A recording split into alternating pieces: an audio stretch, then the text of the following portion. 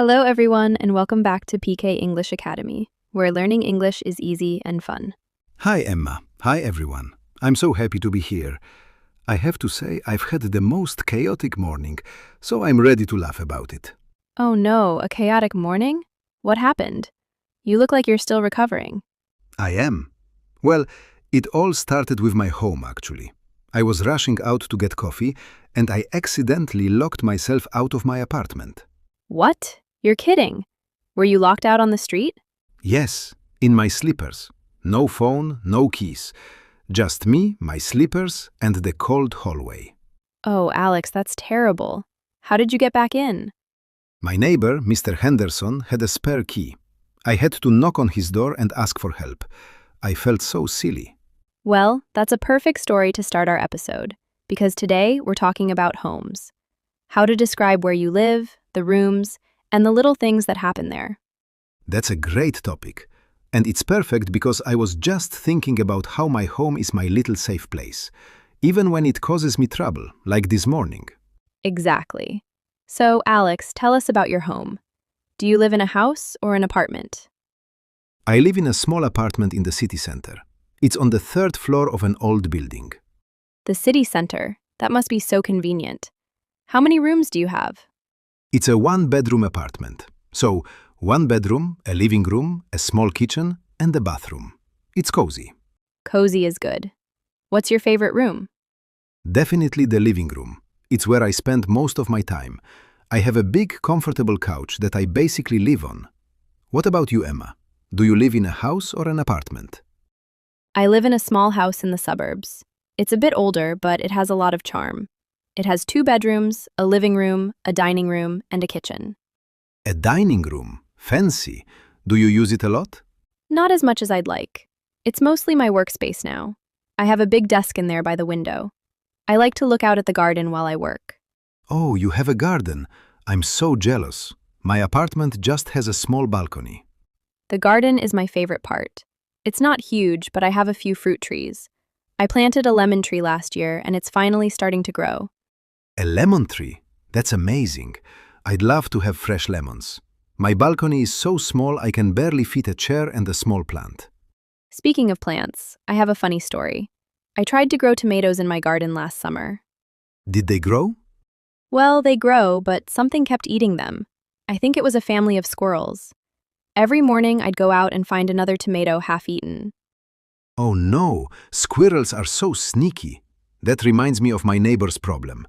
The lady upstairs has a cat that sometimes escapes onto the fire escape.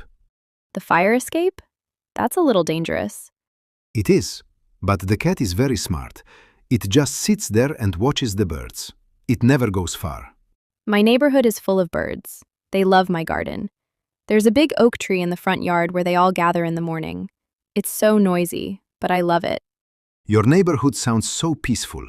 My neighborhood is very different. It's always bustling. There's a bus stop right outside my window. Is it loud? It can be, especially in the morning. The buses start running early and people are talking and there's a lot of traffic. But I'm used to it now. It feels like background music. That's a nice way to think of it. Do you have any shops nearby? Oh yes, I'm lucky. There's a small grocery store on the corner, a coffee shop across the street, and a laundromat just down the block. I can get everything I need without a car. That's super convenient.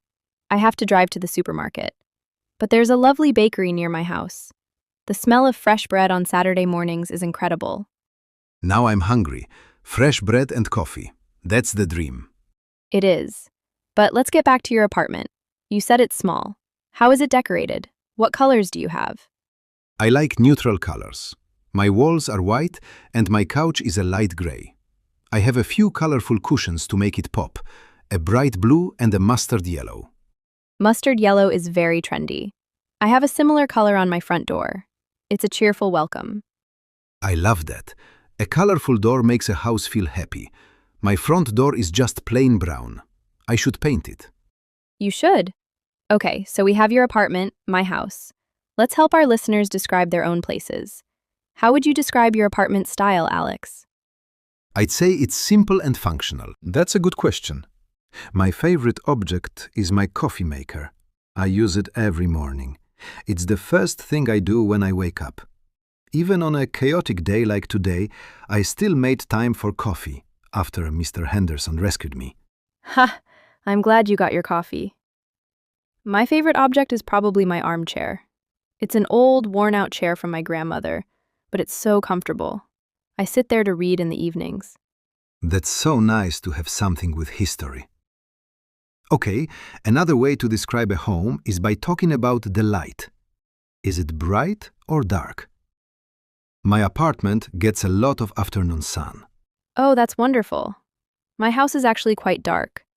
The rooms face north, so it's a bit shadowy.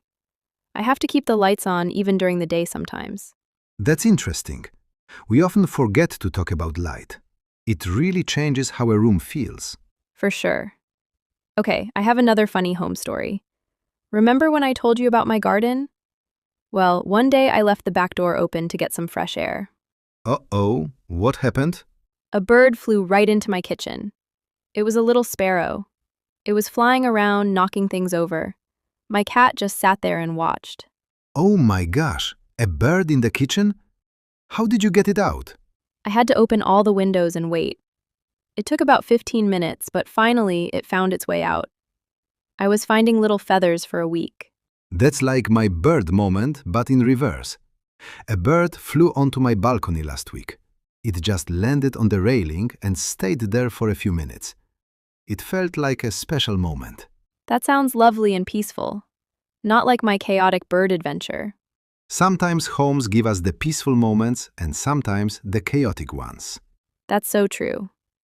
Well, if you are enjoying this conversation, don't forget to like the video.